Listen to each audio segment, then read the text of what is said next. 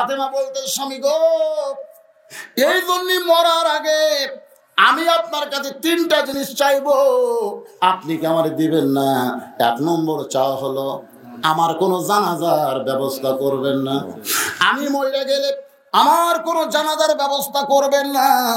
আলী কান্দার বলে, ফাতেমা তোমার এই কথা আমি রাখতে পারবো না, কারণ তুমি নবীর কলিজার টুকরা। তোমার মৃত্যুর খবর শুনলে লক্ষ মানুষ তোমার জন্য জানাজায় হাজির হবে, আর সেই জানাজা তুমি কেন নিষেধ করতেছো? এখন আপনারা বলেন, বউ ভালো হওয়া লাগবে কার কাছে?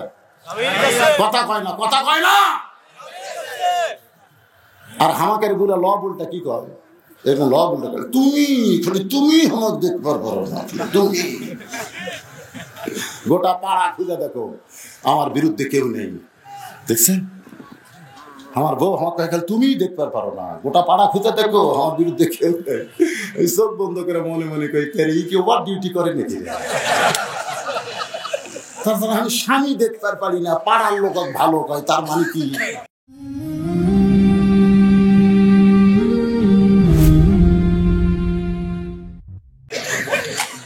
আমি মায়েদের বলবো, গোটা পাড়ার লোক যদি আপনার ভালো কয়, আপনি জাহান্নামে যাবেন, আর স্বামী যদি ভালো কয়, আপনি জান্নাতে যাবেন। পাড়ার কোন লোক আপনার 2 চোখে দেখতে পারবি না, ওরা ভালো কি করে কয়। এই জন্য আল্লাহ নবী বলেছেন, কোন মেয়ে মানুষের জানাজায় গেলে খবরদার বলো না এই মেয়েটা কেমন ছিল, এই মেয়েটা কেমন ছিল, এটা বলা হারাম। বরং স্বামীর কাছে গিয়ে বলতে হবে, যদি বাঁচা থাকে, আপনার বউ কেমন ছিল। স্বামী যদি বলে, আল্লাহ আজ থেকে আমার ঘুম হবে না, তাহলে বুঝবেন বউ জান্নাতে গেছে। আর যদি হামনেশ ফেলা কয়, মশান আসলো, এই বাপের আত্মীয় খালি খিলে আছে রে, আর আমার আত্মীয় 2 চোখে দেখবার পারেনি, মরিয়া যায় সব বাচ্চিনি। মায়ের 1 ফোঁটা দুধের দাম কাটিলে গায়ের ইসাম, মায়ের 1 ফোঁটা দুধের দাম কাটিলে গায়ের ইসাম, 1 ফোঁটা দুধের দাম কাটিলে গায়ের ইচাম। পার জুতা বানাইলেও ঋণের শোধ হবে না, পার জুতা বানাইলেও ঋণের শোধ হবে না, এমন দরদি ভাবে কেউ হবে না আমার মা। মা গো, এখন কৌটা খিলাই, জোরে করে কি খিলাই? কৌটা খিলাই। এখন আর প্রসবের বেদনা আছে না, কিছু হলে ফকুন্নির বেটি পর্যন্ত সিজার করতে যাবে। আপনি জানেন মা, আপনার প্রসব বেদনায় যদি আপনি কষ্ট পান, এই কষ্টটা আল্লাহ শহীদের মর্যাদা দিয়ে দেয়। ও মায়েরা, একটু মনোযোগ দিয়ে শোনেন। 2 বছরের অধিক বয়স যখন হবে, ওই বাচ্চার সামনে স্বামী স্ত্রী মহব্বত করা যাবে না, কারণ যদি করেন বাচ্চা বাইরে এসে বলতে পারে আব্বা তাই মাছ চাপা ধরছিল, জোরে কোন কথা ঠিক কিনা? এই জন্য যখন সন্তানের 2 বছর বয়স হবে, তখন সন্তানের সামনে আপনি আর আপনার বউকে আদর করতে পারবেন? হয় ঘুমায় দিতে হবে, হয় ঘুমানো লাগবে, না হয় ঘর থেকে বাড়ি করে দেওয়া লাগবে। মা ফাতেমা বলে, বাবা তোমরা 2 জন একটু অন্য ঘরে যাও, আমি তোমার বাবার সঙ্গে একটু গোপন গল্প করব। হাসান হোসেন যখন চলে গেছে, মা আস্তে করে খিল ঢুকিয়ে দিছে, খালি দরজা বন্ধ করেনি, খিল ঢুকিয়ে দিছে, কারণ ছেলে আবার ঘুরে এসে ঠেলা মারতে পারে। জনগণ কথা ঠিক কি? এই ধরে মা ফাতেমা খিলটা যখন দেয়, হযরত আলী মুস্কি মুস্কি হাসতেছে, কারণ এতদিন পরে বউটা আমার সঙ্গে একটু মহব্বত করবে। আলী যখন আল্লাহর শুকর আদায় করে 2 কানা হাত বাড়ায় দেয়, মা ফাতেমা দৌড়ে এসে স্বামীর বুকের মধ্যে মাথা ঢুকাইয়া ছোট বাচ্চার মতন কান্দের, বলে, স্বামী গো, আর কোনোদিন ঘর সাজাবার পারবো না, আর কোনোদিন সন্তান 2টাকে সাজাই দিবার পারবো না, আর কোনোদিন সাইদা গুইদা আপনার সামনে দাঁড়াবো, সেই সময় আমার হবে না, কারণ আজকে গভীর রাত্রে ফাতেমার মৃত্যু হবে। যেই মাত্র কইছে গভীর রাত্রে ফাতেমার মৃত্যু হবে, গাছের গোড়া কাটলে গাছটা যেমন ঠাস করে পড়ে যায়, হযরত আলী তেমনি পড়ে গেলেন ঘরের মাঝায়। মা ফাতেমা আস্তে করে স্বামীর মাথাখানা উড়াতে নিয়ে কপালে একটা চুমু দিয়ে বলে, স্বামী গো, এমন করে আপনি কাঁদবেন না, কারণ প্রত্যেকটা ইমানদারের শ্রেষ্ঠ আমল হলো, প্রত্যেকটা ইমানদারের সবচাইতে বড় আমল হলো আসলে যাইতে হবে। আসলে কোন লোক 5 ওয়াক্ত নামাজ পড়ে ইমানদার, আবার 7 তলা বাড়িও বানায়, ওইকে আসলে যাইতে হবে রে, বিশ্বাস করে এ কথা কন না কেন? আসলে যে কোনো সময় যাওয়া লাগবে। এই আমল যাদের মনের মধ্যে আছে তাদের দ্বারা দুনিয়াতে কোনো আকাম বক্তাম হবে। তো দেখানে মরে তুই আমার চিনিস, আমার চিনিস, এরকম আমার চিনিস, 500 বাজারে হুমকি দিছে খালি ঘুরে আসি, বগুড়া থেকে ঘুরে আসে তো সাইজ করবো। এই 5-6 সাথে মোটর সাইকেল নিয়ে বগুড়া যাচ্ছে, কাহালু 4 মাথা ঢুটবুটির সাথে বাজিছে, বাজা মরেনি, আর হুন্ডার কিছু হয়নি, কিন্তু ওর উপর ভুলি ভুটি গেছে, 6 জায়গা ভাঙিছে। ওকে অ্যাম্বুলেন্স করে বগুড়া মেডিকেল কলেজে ভর্তি করছে, যাক পাশে ঘুরে আসে সাইজ করবো। ওই এবার 250 গ্রাম আঙ্গুললে দেখতে গেছে, যাই দেখে সব হাত পা ব্যান্ডেজ করে থছে, বলতে যে কে ভাই ঘুরে যায় সাইজ করবার চালি, খবর কি? কান্দিস কে? যতই নামাজ পড়েন, রোজা করেন, জিকির করেন, আসলে যাইতে হবে। এই বিশ্বাস হলো সবচাইতে সুন্দর আমল। আসলে আমার মা বোনদের জন্য বলতেছি, মা আসলে যাইতে হবে যদি বিশ্বাস থাকে। আজ থেকে স্টার জলসা জি বাংলা দেখবেন না, ইসলামী জলসায় যা মেয়ে আসে, এই মেয়ে স্টার জলসা জি বাংলার সামনে বসতে পারে? মেয়েরা কি শুনবে নাকি? যদি না শোনে, যদি না শোনে, তাহলে নেক আমল স্বামীর জন্য হলো 20 লাইন কাটিয়ে দেওয়া। সবচাইতে বড় নেক আমল ফেতনাই নাই, 20 লাইন কাটা দাও। আপনি মসজিদে নামাজ পড়বার গেলে যে সব পাবেন, 20 লাইন কাটিয়ে দিলে তার চাইতে 100 কোটি গুণ বেশি সব পাবেন, বেশি সব। নেক আমল কাট পাই কাটিয়ে দে। বউ যদি কয় 20 লাইন কাটলে আমি আপনার বাড়ি থাকবো না, তখন আপনি কবেন পুরানো বউকলা আমি আর চলবো না, নতুন একটা কর্ম। সবচাইতে বড় নেক আমল হলো পুরানো বাদ দিয়ে নতুন একটা করা। অসুবিধা কি? মায়ের এখন কবি কিসের পর্দার ওয়াজ করবার যায় আমাদের উপর কি ধরলো? আজকে মেয়েরা যত ড্রেস করতেছে সব ভারতের, জোরে কোন কথা ঠিক কিনা? এই 20 লাইন স্টার জলসার জি বাংলার নায়ক নায়িকারা জেলা করে তাই করতেছে, আমাদের ছেলেরাও তাই করতেছে। ও যুবকের একটু মনোযোগ দা শোনো, ওয়ামিলুস সালিহাত, এরপরে আছে তাওয়াসাউ বিল হক ওয়া তাওয়াসাউ বিস সবর। এই 4টি কাজ যারা করবে ঈমানের পরে 3টা, আল্লাহ বলেছেন তারা ক্ষতির মধ্যে পড়বে না। আমি আমলের কথা বলতেছি, বিরক্ত হচ্ছেন? মা ফাতেমা বলে, স্বামী গো, আমি সব সময় পর্দার ভিতরে ছিলাম রে। মায়েরা শোনেন, সব সময় পর্দার ভিতরে ছিলাম, আল্লাহর কাছে দোয়া করেছি, আল্লাহ আমার মৃত্যুটা পর্দার ভিতরে দিবেন। আল্লাহ আমার দোয়া কবুল করেছে, এজন্য আজকে রাত্রে বেলায় আমার মৃত্যু হবে। রাতের অন্ধকারকে আল্লাহ পর্দা বানায় আমার মৃত্যু হবে। স্বামী, আমি পর্দার মধ্যে মরে গেলে আমার তার কোনো করার ক্ষমতা থাকবে না। আমরা যখন মরে যাই, আমাদের সব ক্ষমতা আল্লাহ কি করে নেয়? মহারা মানুষের কোন ক্ষমতা মাঝখানে যায় বাবা,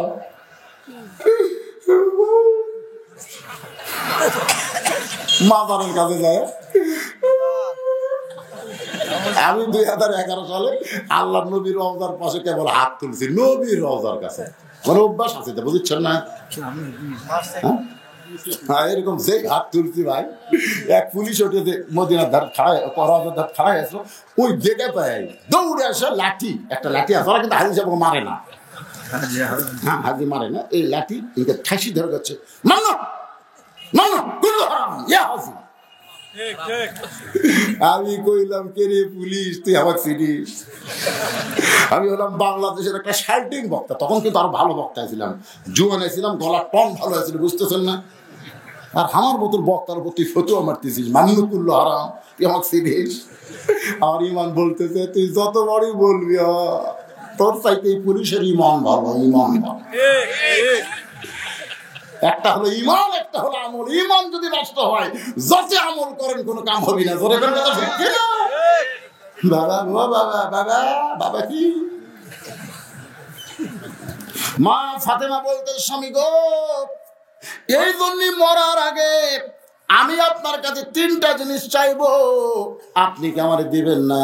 1 নম্বর চাওয়া হলো আমার কোনো জানাজার ব্যবস্থা করবেন না।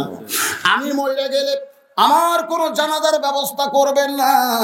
আলী কান্দার বলে, ফাতেমা তোমার এই কথা আমি রাখতে পারবো না, কারণ তুমি নবীর কলিজার টুকরা।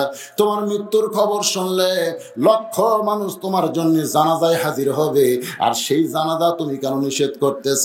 ফাতেমা বলতে, স্বামী গো, জানাজা মানে কি? যেরকম জানাজা কি? নামাজ না দোয়া?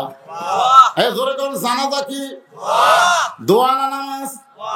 অনেক লোকেরা আমার কাছে প্রশ্ন করে, হুজুর জানাজার মধ্যে সূরা ফাতিহা বলা যাবে কিনা? জানাজার মধ্যে সূরা ফাতিহা বলা যাবে কিনা? আমি কইলাম, দোয়ার মধ্যে সূরা ফাতিহা বলা লাগবে এইরকম কোনো শর্ত নাই, তবে নামাজের মধ্যে বলতে হবে লা সালাতা ইল্লা বি ফাতিহাতিল কিতাব। নামাজ হবে না সূরা ফাতিহা ছাড়া। আমরা কিন্তু 4 তাকবীরে জানাজার দোয়া করি। ফাতেমা বলে, স্বামী গো, জানাজা যদি দোয়া হয় তাহলে শোনেন, লক্ষ মানুষ যদি বলে ফাতেমা ভালো, 2 হাত তুলে আল্লাহ বলতেছে, আল্লাহ তোমার বান্দি ফাতেমা ভালো, ফাতেমা ভালো। আর আপনি যদি আমি না বলেন, আমি ফাতেমা বলতেছি, ওই লক্ষ মানুষের দোয়া দিয়ে ফাতেমার 1 তিল পরিমাণ লাভ হবে না। আর দুনিয়ার তামাম মানুষ যদি বলে ফাতেমা খারাপ, ফাতেমা খারাপ, আর আপনি যদি এক সাইড থেকে বলেন আমার বউ ফাতেমা ভালো, আমার বউ ফাতেমা ভালো, আমি ফাতেমার ঈমান বলতেছে, এই স্বামীর সার্টিফিকেটে ফাতেমার 8টা জান্নাতের দরজা খুলে গেল। এখন আপনারা বলেন, বউ ভালো হওয়া লাগবে কার কাছে? কথা কয় না, কথা কয় না। আর হামাকের গুলা ল বলটা কি করে? এরকম ল বলটা করে, তুমি খালি তুমি আমার দেখবার পারো না, তুমি। গোটা পাড়া খুঁজে দেখো, আমার বিরুদ্ধে কেউ নেই, দেখছেন? আমার বউ আমাকে খালি তুমি দেখবার পারো না, গোটা পাড়া খুঁজে দেখো, আমার বিরুদ্ধে কেউ নেই। এই সব বন্ধ করে মনে মনে কই, এই কি ওভার ডিউটি করে নাকি? তারপরে আমি স্বামী দেখবার পারি না, পাড়ার লোক ভালো কয়, তার মানে কি? আমি মাইদের বলবো, গোটা পাড়ার লোক যদি আপনার ভালো কয়, আপনি জাহান্নামে যাবেন। আর স্বামী যদি ভালো কয়, আপনি জান্নাতে যাবেন। পাড়ার কোন লোক আপনার 2 চোখে দেখবার পাবি না, ওরা ভালো কি করে কয়? এই জন্য আল্লাহ নবী বলেছেন, কোন মেয়ে মানুষের জানাজায় গেলে খবরদার বলো না এই মেয়েটা কেমন ছিল, এই মেয়েটা কেমন ছিল, এটা বলা হারাম। বরং স্বামীর কাছে গিয়ে বলতে হবে, যদি বাঁচা থাকে, আপনার বউ কেমন ছিল। স্বামী যদি বলে, আল্লাহ আজ থেকে আমার ঘুম হবে না, তাহলে বুঝবেন বউ জান্নাতে গেছে। আর যদি হামনেশ ফেলা কয়, মশান আসলো, এই বাপের আত্মীয় খালি খিলে আছে রে, আর আমার আত্মীয় 2 চোখে দেখবার পারেনি, মরিয়া যায় সব পাচ্ছিলি। আমার মায়েরা বোনেরা, পর্দার ওয়াজ করতে গিয়ে কিছু আনুষঙ্গিক ওয়াজ আপনাদের শোনাই দিলাম। মা ফাতেমাকে গভীর রাত্রে দাফন করে হযরত আলী কবর দেওয়ার পরে যখন আসমানের দিকে তাকায় বলে, আল্লাহ আমার ফাতেমার প্রতি আমি আলী সন্তুষ্ট হয়ে গেলাম, আমি ফাতেমার প্রতি সন্তুষ্ট হয়ে গেলাম। এই কথা বলে তাকায় দেখে সামান্য কয়েকটা পুরাতন কবর, এই মাত্র ফাতেমার কবর দিছে, সেই কবর নাই। আলী কান্দের বলে, আল্লাহ ফাতেমার কবর, ফাতেমার কবর কোথায় গেল? আল্লাহ ডাকতে বলে, আলী আমার ফাতেমা হলো পর্দানিশী, আমি আল্লাহ তাআলা ফাতেমার কবরকে কিয়ামত পর্যন্ত পর্দা করেছি। ওয়া আমিলুস সালিহাত, যুবকদের নেক আমল হলো, আমি যুবকদের জন্য বলবো, বাবা তোমাদের নেক আমলের মধ্যে 1 নম্বর আমল হলো, তোমরা যে কাপড় পরবে এ কাপড় যেন টাকনুর নিচে না যায়। আমি যুবকদেরকে জোড়হাত করে বলতেছি, বাজান তোমরা যে ফুল প্যান্ট পরবে, দেখি বাবা তুমি ওঠো, দেখি মানো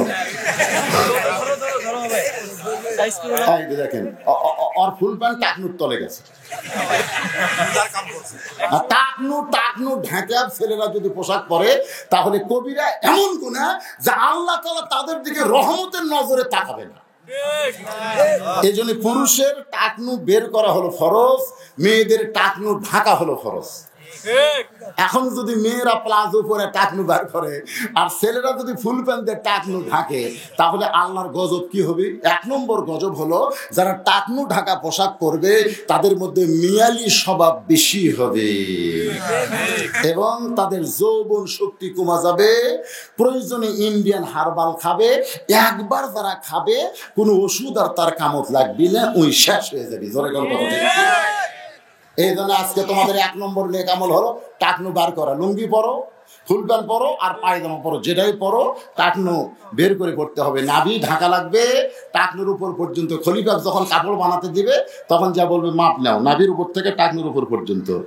তখন ফেরেশতা বলতেছে, আল্লাহ দেখো তোমার বান্দা নাভির উপর থেকে টাকনুর উপর মাপ দিল। আল্লাহ কয় খালি ফুল প্যানের মাপ দিল না, ওর জান্নাত ওর জাহান্নামের সমস্ত পাপকে আমি আল্লাহ মাপ দিয়ে দিলাম।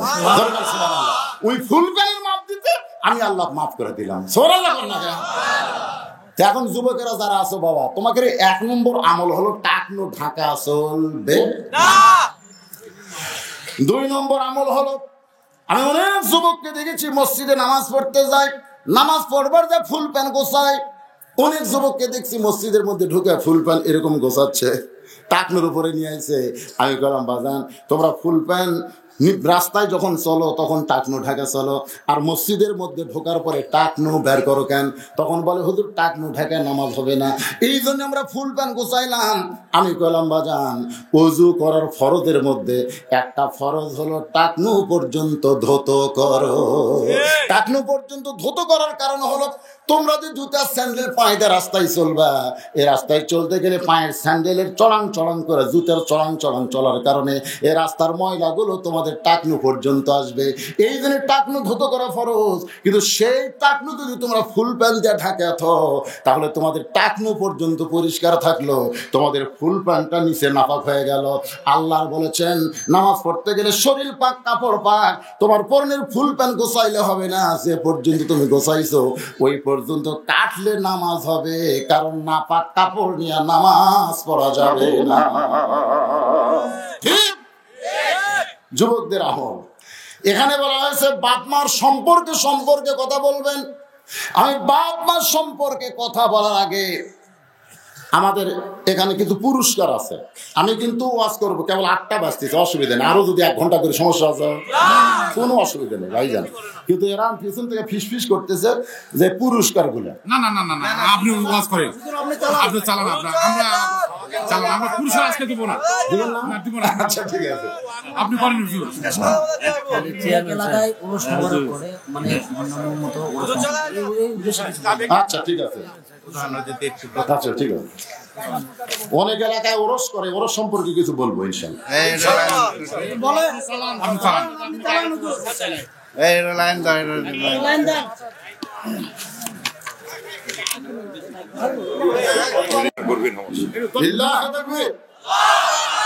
আপনাদের সম্মানিত উপজেলার চেয়ারম্যান আজকের মাহফিলের প্রধান অতিথি 3টা মসজিদে 1.5 লক্ষ টাকা অনুদান ঘোষণা করলেন।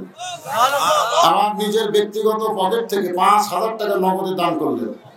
আমরা তার জন্য কি দোয়া চাই? আল্লাহ পাক তাকে হায়াতে তাইবা সাফায়ে কুল্লিয়া দান করুক, জনগণের খাদেম হিসাবে কবুল করুক। যে খেদমত করলে আল্লাহ খুশি হবে এমন খেদমত করার তৌফিক দান করুক। জোরে বলেন আমিন। তার আপনজন যারা কবরে গেছে আল্লাহ তাদের কবরকে জান্নাতের টুকরা বানায় দিক। জোরে বলেন আমিন। মহব্বতে দরুদ পড়েন। আল্লাহুম্মা সাল্লি আলা সাইয়্যিদিনা মাওলানা মুহাম্মদ ওয়া আলা আলিনা শাফিআনা ইল্লাল্লাযীনা আমানু ওয়া আমিলুস সালিহাতি ওয়া তাওয়াসাউ বিল হাক্কি ওয়া তাওয়াসাউ বিস সবর। 1 নম্বর ঈমান সম্পর্কে আমি আপনাদের সামনে বলেছি। 2 নম্বর ওয়া আমিলুস সালিহাত, নেক আমলের কথা বলতেছিলাম। আর সূরা মুলুক থেকে বলতেছিলাম লিয়াবলুয়াকুম আইয়ুকুম আহসানু আমালা। একটা হলো নেক আমল আর একটা হলো সুন্দর আমল। এই সুন্দর আমল করতে গিয়া আমার রাজু ভাইতে যাইছে, ঠিক কিনা কম? তখন আমি বলতেছিলাম যে আল্লাযীনা ইম্মাক্কান্নাহুম ফিল আরদ, মুসলমানের মধ্যে কাউকে যখন ক্ষমতা দেওয়া হবে তার 1 নম্বর কাজ কি? নামাজ। আকামুস সালাত, নামাজ পড়া না, নামাজ কায়েম করা। নামাজ পড়া হলো নেক আমল, আর নামাজ কায়েম করা হলো সুন্দর আমল। বাপ বেটা ভাই একসঙ্গে চলো যাই। আমার কথা কি মনে আছে না ভুলে গেছেন? আমি কিন্তু কোনো টপিক ভুলি না, আল্লাহ পাক আমাকে স্মরণে রাখে, অসুবিধা নেই। হ্যাঁ, এখানে আমাকে বলা হয়েছে হুজুর আমাদের এলাকায় 5টা ওরস হয়। ওরস, এ ওরস সম্পর্কে কিছু বলবেন। মানে সমাজের মধ্যে যেগুলো জিনিস আছে এগুলো কোনটা ভালো কোনটা মন্দ আমরা কার কাছে জানবো? জানা আল্লাহর কোরআন এবং নবীর বিধান মোতাবেক এগুলো চলবে কি চলবে না আমাদের জানার দরকার আছে না নাই? কারণ আমালুস সলিহা শব্দের অর্থ কি? নেক আমল। এখানে আরেকটা বিষয় বলা হয়েছে বাপ মা সম্পর্কে। বাপ মা সম্পর্কে একটু ওয়াজ করবেন। বাপ মা সম্পর্কে আল্লাহ কোরআনের বহু জায়গায় বহু কথা বলেছেন। আমি একটা আয়াত আপনাদের শোনাই, এর উপরে কিছু কথা, তারপরে ওর সম্পর্কে, তারপরে আমার ওয়াজের নেক আমলের শেষ পর্যায়ে আপনাদের সামনে আলোচনা করে আপনাদের নিয়ে আমি আখেরি মোনাজাত করব। হ্যাঁ, ওয়াসাইনাল ইনসানা বিওয়ালিদাইহি ইহসানান হামালাতুহু উম্মুহু কুরহা। এই আয়াতের মধ্যে আল্লাহ বাপ মার কথা বলেছেন, আবার শেষের দিকে এসে আল্লাহ বাপকে একটু ডাইভার্ট করে মায়ের কথা স্পেশালি বললেন।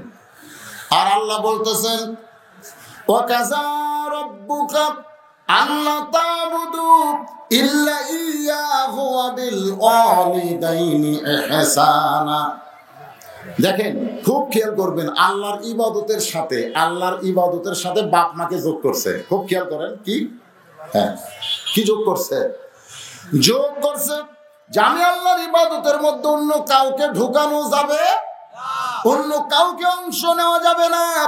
ইবাদতের পরেই তোমাদের 2 নম্বর দায়িত্ব কর্তব্য হলো বাপ মার প্রতি ইহসান করা, দয়া করা, ভক্তি করা। বাপ মার প্রতি ইহসান করা, দয়া করা, ভক্তি করা। এই আয়াতের বাংলা অর্থ আমি আপনাদের শোনাই দিলাম।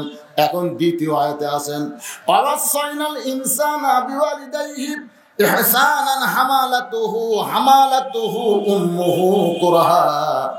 বাপ মাকে ইহসান করবে, বিশেষ করে মা। আল্লাহর ওলি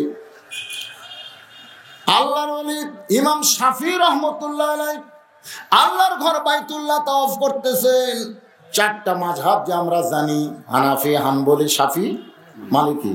ইমাম শাফি যখন আল্লাহর ঘর তাওয়াফ করতেছেন, এমন সময় তার সামনে একটা যুবক মাথার উপর ঝুড়ি নিয়ে আল্লাহর ঘর তাওয়াফ করে। ইমাম শাফি বলতেছে, রে যুবক, তাবুর মধ্যে ঝুড়িটা রাইখা তুমি আরামে আল্লাহর ঘর তাওয়াফ করতে পারতে, এই ঝুড়ি কেন মাথায় নিয়ে তাওয়াফ করো? যুবক বলে, হুজুর আপনি দেখতেছেন ঝুড়ি, এইটা ঝুড়ি না, এই ঝুড়ির মধ্যে বসে আছে আমার বুড়ি মা। আমি আল্লাহর ঘর তাওয়াফ করতে চাই, আমার মা বলে আমিও তাওয়াফ করব। যেই মা আমার হাঁটতে পারে না, নড়তে পারে না, আল্লাহর ঘর তাওয়াফ করবে, আমি তখন মাকে ঝুড়ির মধ্যে সুন্দর করে বসায়া আমার মাকে মাথায় নিয়ে আল্লাহর ঘর তাওয়াফ করতেছি। পাশের তাওয়াফ করে বলতেছে, এই যুবক তার মায়ের হক আদায় করলো, এই যুবক তার মায়ের হক আদায় করলো। ইমাম শাফি রাগ করে বলে, রে মুসলমানেরা শোনো, মাকে মাথায় নিয়ে ঝুড়ির মধ্যে নিয়ে তাওয়াফ করলি মায়ের হক আদায় হবে না। মায়ের 1 ফোঁটা দুধের হক সন্তান গায়ের চামড়া জুতা বানাইলেও কোনোদিন আদায় করতে পারবে না। মাঝে মধ্যে তুর পর্বতে মুসা আলাইহিস সালাম যেতেন, ঠিক কিনা বলেন? একদিন তুর পর্বতে মুসা দাঁড়িয়ে আছে। আল্লাহ বলে, মুসা খবর কি? মুসা বলতেছে, আল্লাহ একটা খবর আপনার কাছে জানতে চাই। আল্লাহ বলে, কি খবর? মুসা নবী বলতেছে, আল্লাহ আমার সঙ্গে জান্নাতে কে থাকবে, সেই জান্নাতি মানুষটাকে একটু পরিচয় দিবেন না? আল্লাহ বলে, মুসা জানবার যদি চাও তাহলে শোনো, অমুক বাজারের একজন কসাই। যেই বলছে কসাই, মুসা বলতেছে, আল্লাহ আপনি ঠাট্টা করতেছেন, আমার সঙ্গে হারুন থাকবে, মুসা ও হারুন। যেখানে কোরআনে মুসার কথা আছে, হারুনের কথা আছে না? তো আল্লাহ হারুনকে আমার সঙ্গে দুনিয়াতেও রাখছেন, জান্নাতেও রাখবেন। আল্লাহ বলতে, তুমি বলেছো আমার সঙ্গে জান্নাতে গিয়ে থাকবে, আমি তোমাকে জানাই দিলাম। মুসা বলতেছে, আল্লাহ একটা কসাই আমার সঙ্গে জান্নাতে কেমনে থাকে? আল্লাহ বলে, মুসা জানবার যদি চাও তাহলে অমুক জায়গায় কসাই থাকে, সেই এলাকায় যাও। মুসা নবী আল্লাহর কথা মতো এসে দেখে একটা মানুষ সমানে খালি গোস্তর উপর চোখ মারতেছে। গোস্ত কাটতেছে, বিক্রি করতেছে। মুসলবি দূর থেকে দেখে ভালো ভালো যে গোস্তগুলো বের হয় টপ করে এক সাইডে রাখে। কিছুক্ষণ পরে গোস্ত বিক্রি করে ওই ভালো গোস্ত টোপলা করে যখন লোকটা বাড়ির দিকে যায়, মুসা নবী তার সামনে গিয়ে বলতেছে, ভাইজান আমি আজকে আপনার বাড়িতে থাকতে চাই। কসাই বলতেছে, গোস্তের টোপলা থেকে লুপ করে লাভ নাই। মুসা বলতেছে, আল্লাহ কেমন মানুষ, আমি শুধু থাকবার চাইছি আর গোস্তের টুকলার কথা বলতেছে। আল্লাহ বলে, মুসা থাকবার যখন চাও যা বলে শুনে নাও। মুসা নবী বলে, ভাইজান কোনো গোস্তের দরকার নাই, একটা রাত একটু মুসাফির হিসাবে আপনার বাড়িতে থাকতে চাই। ভাইজান কসাই মুসা নবীকে তার ঘরে জায়গা দিয়ে যখন ভিতরে আসে, মুসা নবী জানলা দিয়ে তাকায় দেখে ওই কষা একটা ঘরের মধ্যে ঢুকে একটা বুড়ি মাকে মাথায় করে বের করে নিয়ে আসে। পেশাব করেছে, পায়খানা করেছে, নিজের হাতে পেশাব পায়খানা পরিষ্কার করে মাকে সুন্দর করে গোসল করে, কাপড় পরায়, ঝুড়ির মধ্যে রেখে কষাই গোস্ত সিদ্ধ করে পাক করে কবিতর যেমন তার বাচ্চাকে খাওয়ায়। কষাই সাবায়া সাবায়া ওই গোস্তগুলো মায়ের মুখে দেয়। মায়ের যে দাঁত নাই কি করবে, মা ঢুকি চিবে চিবে খাইয়া যখন পেটটা ভরে গেছে, দুইটা হাত তুলে বলতেছে, আল্লাহ আমার কসাই ছেলেকে তুমি এই জামানার নবী মুসার সঙ্গে জান্নাত দিও। সঙ্গে সঙ্গে কসাই চিল্লায় বলে, মা তুমি দোয়া করো, তাই বলে এমন দোয়া করো না যেই দোয়া আল্লাহ কবুল করবে না। কারণ একজন কসাই কোনোদিন মুসা নবীর সঙ্গে জান্নাতে যেতে পারে না। মা বলতেছে, বাজান তুই আমার যে সেবা করিস, আমাকে যে সম্মান করিস, আমার মন চায়, তাই আল্লাহর কাছে আমি কেঁদে কেঁদে দোয়া করলাম, কবুল করার মালিক হলো আল্লাহ। এমন সময় মুসা নবী ঘর থেকে বলতেছে, রে কসাই আল্লাহ তোমার মায়ের দোয়া কবুল করেছে। কসাই চিল্লায় বলতেছে, তুমি জানো আমার মা কি দোয়া করেছে? আমার মা দোয়া করলো মুসা নবীর সঙ্গে আল্লাহ তাআলা আমাকে জান্নাত দেয়। আমি একটা কসাই হইয়া মুসা নবীর সঙ্গে কেমনে জান্নাতে যাব? মুসা নবী বলতেছে, মায়ের দোয়া যদি থাকে আমি হইলাম এই জামানার নবী মুসা পয়গম্বর। আর এখনকার ছেলেরা শাশুড়ির সামনে যা বলতেছে, আম্মা আম্মা আমি বাজারে যাচ্ছি, আপনি ডাব খাবেন না গ্লুকোজ খাবেন? শাশুড়ি বলতেছে, আম্মা বাজারে যাচ্ছি, ডাব খাবেন না গ্লুকোজ খাবেন? বউ বলতেছে, আমার মাও দুটোই খায়। ওই বলতেছে, আমি দুটাই আনবো। ব্যাগ নিয়ে বাজারে যাচ্ছে, ডাব গ্লুকোজ আনবার, দেখে দরজাত মা খাড়া হয়ে আছে। মা দরজাত খাড়া হয়ে আছে, মায়ের সামনে তো যায়, কথা কয় না। মা বলতেছে, কে রে বেটা আমার সাথে কথা বলিস না কেন? আজ কয়েকদিন হলে দেখতেছি তুই আমার সঙ্গে কথা বলিস না কেন? আমি দরজার দাঁড়িয়ে আছি, গত সপ্তাহে 10 টাকার পান কিনে দিয়েছিস, পান নাই, আজকে 10 টাকার পান আনবি। ছেলে বলতেছে, এই জন্যই তো টাকাই না, খালি খাই খাই, খালি খাই খাই। এরকম পাটা আছে না? নাই যেরকম আছে না? শাশুড়ির ডাবগুলো গুছতে আমি বলতেছি আপনি খাওয়ান, আপনার শাশুড়িকে আপনি যা ইচ্ছা খাওয়ান, কিন্তু ফরজ আর নফল একটু খেয়াল করবেন। শ্বশুর হলো নফল, বাবা হলো ফরজ, মা হলো ফরজ, শাশুড়ি হলো নফল। জোরে কথা ঠিক করে আপনার নফল আদায় করবেন, ফরজের তোয়াক্কা করবেন না। বাপ মায়ের খেয়াল করবেন। এটা হলো বাপ মায়ের কিছুটা কথাই বললাম সময় স্বল্পকে। এখন বলতেছি বাপ মায়ের কর্তব্য কি। বাপ মায়েরও তো একটা কর্তব্য আছে, জোরে জন আছে না? আপনি আপনার ছেলেকে ছোট থেকে, রাসূল বলেছেন 7 বছর বয়স থেকে নামাজের তালিম দেওয়া। 7 বছর বয়স থেকে তোমার সন্তানকে নামাজের তালিম দেয়। এই বাবারা, এই যারা এখানে আছেন, আপনাদের ছেলেদেরকে 7 বছর বয়স হয়নি? তাহলে 7 বছর থেকে নামাজের কি করবেন? তালিম দিবেন। অজু করান শিখাবেন, কিভাবে অজু করা লাগবে, এটা 7 বছরে। আপনি সূরা ফাতিহা শিখাবেন, সূরা ইখলাস শিখাবেন, ছোট ছোট সূরাগুলো শিখাবেন, 40টা হাদিস ছোট ছোট আছে, হাদিসগুলো শিখাবেন। 7 বছর থেকে তালিম দিবেন, মসজিদে নিয়ে যাবেন, চলো বাবু মসজিদে যাই, ছেড়ে দিবেন না, আল্লাহর রাস্তায় ছেড়ে দিবেন, আপনার কাছেই রাখবেন। কিভাবে নিয়ত বান্ধা লাগে, কিভাবে হাত ইয়ে করে সব শিখাবেন। আর 10 বছর থেকে যদি নামাজ না ধরে পিঠে পিঠে নামাজ ধরাবেন। কারণ 10 বছরের বাচ্চা পিঠলে ওই চোখ গরম করে পারবি না, ধরে কোন কথা ঠিক কিনা? কিন্তু 24 বছরের বাচ্চা পিঠা তো দূরের কথা, রাগ করে তাকালে ওই কি করবে? এই জন্য রাসূলের কথার মধ্যে হিকমত আছে না নাই? 7 বছর বয়স থেকে আপনার ছেলেকে তালিম দিবেন, 10 বছর বয়স থেকে জোর করে নামাজ শিখাবেন, ধরাবেন। যদি কোনো বাপ 10 বছর থেকে তার সন্তানকে নামাজ ধরায়, ওই সন্তান কোনোদিন বইয়ের কথা মতো চলবে না, ওই সন্তান বাপ মার কথা মতো চলবে। ধরে গ্রহণ ঠিক কিনা? তাহলে আপনাদের একটা দায়িত্ব কি, কয় বছর থাকে? আর এখন যারকে এতদিন যারা বলেন নাই, ছেলের তো অনেক বছর বয়স হয়ে গেছে, এখন দরকার হয় ছেলের হাতটাও ধরেন, ছেলে কিছু দিবার চান যে বাবা তুমি যদি 5 ওয়াক্ত নামাজ আমার সাথে মসজিদে পড়ো তাহলে অমুক সাইডের ওই জমিটা তোমাকে লেখা দেবো। জমি তো আপনার ওই পাবি কি পাবি না, যখন পাবি কি ও তো পাবি, মরে গেলে তো পাবি, তো আগে একটু লিখে দেন আর একটা শর্ত দেন, আমার সাথে নামাজ পড়া লাগবে।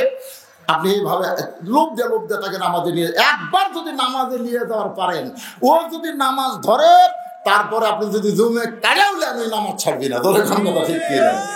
আমি বহু লোককে বলেছি ভাই যারা নামাজ ধরেছেন একদিন ঈশান নামাজ না পড়ে আপনার ঘুমান্ত, যারা নামাজ ধরেছেন আপনার ঈশান নামাজ না পড়ে ঘুমাতে পারবেন? চেষ্টা করে দেখেন তো একদিন কি হয়। আপনি চেষ্টা করে দেখেন, আপনার চোখে ঘুম ধরবে না, যখনই আপনি নামাজ আদায় করবেন সঙ্গে সঙ্গে আল্লাহ আপনার চোখে ঘুম দিয়ে দিবে। আল্লাহর বান্দারা এখন আসেন 5টা জায়গা ওরস হয়, 5টা হোক আর একটা হোক ওরস। আপনারা বলেন তো ওরস মানে কি? না না না, ওরস মানে বোঝা লাগবে তো। ওরস এটা হলো ফার্সি শব্দ, কেউ বলেছেন হিব্রু শব্দ, ওরস কিন্তু আরবি না। আমরা এক এক বিজ্ঞাপনে এখানে তাফসিরুল কোরআন লেখছে, কেউ লেখে ইসলামী জলসা, কেউ লেখে ধর্মসভা, এরকম এক একটা ইসালে সওয়াব। ইসালে সওয়াব চলবে। ইসালে সওয়াব মানে কি? যারা মারা গেছে তাদের রুহে সওয়াব পৌঁছানোর জন্য একটা দোয়ার মাহফিল করা, এর নাম হলো ইসালে সওয়াব। ইসালে সওয়াব চলবে, কিন্তু ওরস, ওরস কি? মোবারক। ওরস শব্দের অর্থ হলো মিলন হওয়া। যেরকম কি হওয়া? মিলন হওয়া। কতকগুলা পীর ফকির তারা বলে যে ওরসের মাধ্যমে বান্দা আল্লাহর সঙ্গে মিলন হয়। কিছুই হয় না, নাউযুবিল্লাহ কেন, সুবহানাল্লাহ।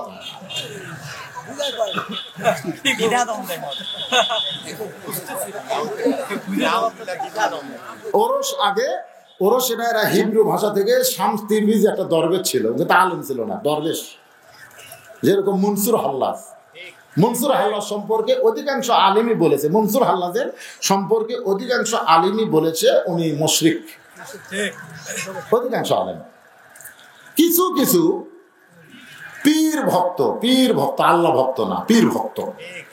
আপনারা বলেন তো আল্লাহ রাসূল ভক্ত এক জিনিস ভিন্ন আর পীর ভক্ত আর একটা ভিন্ন। জোরে কোন কথা ঠিক? অনেক লোক বলে ওই কোরআন হাদিস যা কয় যা কো, কিন্তু পীর যা কবি তাই, মানে কোরআন হাদিসের কথাই খেয়াল করে না, পীরে কি কোনো এটা।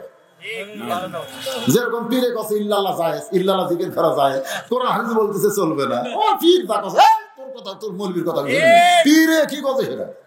এরা হলো পীর ভক্ত। জোরে কর কি ভক্ত? এই কথাটা মনোযোগ দিয়ে শোনে, এটাও আমিলুস সালেহা, এটাও নেক আমল, ওয়াতাওয়াসাউ বিল হক, এটা একটা হক কথা। জোরে কর ঠিক কি না? একটু মনোযোগ দিয়ে শোনে তো। কি ওরস মানে কি? শাম তিবরিজি দরবেশ বলেছেন, এক জগ পানির মধ্যে এক মুষ্টি চিনি ঘন্টন দিলে ওই পানির মধ্যে চিনি যেমন বিলীন হইয়া যায়, বান্দা যখন ওরস করে ওই বান্দাটা তখন আল্লাহর মধ্যে বিলীন হইয়া যায়। ওই বান্দাকে তখন আল্লাহ থেকে আলাদা করা যায় না, আল্লাহকেও বান্দা থেকে আলাদা করা যায় না। ওরা তখন বুঝায় যিনি বান্দা তিনি আল্লাহ। ধরে বলেন নাউযুবিল্লাহ। এই যেরকম কিছুদিন আগে ফেসবুক আপনারা দেখেন নাই, এক পীর সাহেব ওয়াজ করতেছে, এক পীর সাহেব জিকির করতেছে, ইতিমধ্যে মাঝখান থেকে ইরে কয়ে দৌড়ে এসে এটাই খোদা, এটাই খোদা।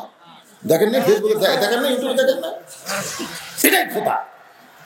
অথচ পীর সাহেব কিছুই বললো না, পীর সাহেব কিছুই বললো না। পীর সাহেব মনে করতে যায় আমার তো খোদা কবে। অধিকাংশ পীরের মধ্যে এখন ভণ্ডামি চলতেছে। তবে আপনারা দেখবেন মাজার কেন্দ্রিক যেগুলো মাহফিল হয়, এই মাহফিলে কোনো শিরক বেদাত যেন না হয়। যদি হয় মাজার কমিটি বান্দা আল্লাহ জাহান্নামে দিবে। বুঝলেন? ওরস এটা কি জন্য হয়, কিভাবে হয় আমি জানি না। তবে আমি আপনাকে এলাকায় এক ওরস মাহফিল এসেছিলাম, ওরস করতে এসে ওয়াজ হয়েছে, কোনো অসুবিধা হয়নি, গরু টুর জব করে। তো আপনারা নামটা পাল্টাবেন, ওরস না দিয়ে ইসালে সব দিবেন। আমার কথা বুঝলেন? ওরস না দিয়ে কি দিবেন? ইসালে সব দিবেন, ইসলামী জলসা দিবেন, তাফসির মাহফিল দিবেন। আসেন, অথবা সাউবিল হক, হক কথা বলতে হবে, হক কথা বলতে গিয়ে কোনো দিকে তাকান যাবে না, কেবলমাত্র আল্লাহর দিকে তাওয়াক্কুল করে কথা বলতে হবে। এই জন্য আল্লাহ বলেছেন ওয়াইজা তুলিয়াত আলাইহিম আয়াতুহু যাদাতুহুম ঈমানা ওয়া আলা রাব্বিহিম ইয়াতাওয়াক্কালুন। এখানে কি বলা হচ্ছে? সবচাইতে হক কথা হলো কোরআনের কথা। জোরে কর ঠিক কিনা? যে কথার দ্বারা মানুষের ইমানে জজবা বেড়ে যায়। আমি সূরা আসর থেকে অতাওয়া সবিস সবর, হক কথা বলতে গেলে বিপদ আপদ মুসিবত আসতে পারে, পারে কি পারে না? আল্লাহ বলেছেন সকলের জন্য আসবে না। ওয়ালা নাবলুওয়ান্নাকুম বিশাইইন মিনাল খাউফি ওয়াল জুই ওয়া নাকসিম মিনাল আমওয়ালি ওয়াল আনফুসি ওয়াস সামারাতি ওয়া বাশশিরিস সাবিরিন। শেষ কথাটা কি? ওয়াতাসাবিল হক ওয়াতাসাবিস সবর। এখানে আল্লাহ বলেছেন ধৈর্যশীলদের সুসংবাদ, বিপদ আপদ মুসিবতে আমরা ধৈর্য ধারণ করব।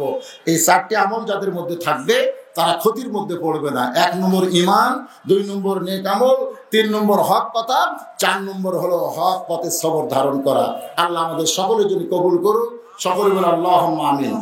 গেটে দেখলাম লেখা আছে রাত 8টা পর্যন্ত, এখানে সেদিকে কলম দিয়ে লেখা দিয়েছে রাত 9টা পর্যন্ত। যাই হোক, আমি 8টার মধ্যেও থাকলাম না, 9টাতেও গেলাম না, 8:30 পর্যন্ত আলোচনা করে আপনাদের নিয়ে এখন মোনাজাত হবে, নামাজ হবে ইনশাআল্লাহ। ভাই টেনশন করেন না, এখানে কোনো আদায় নাই বাধাই নাই, কোনো কিছু নেই।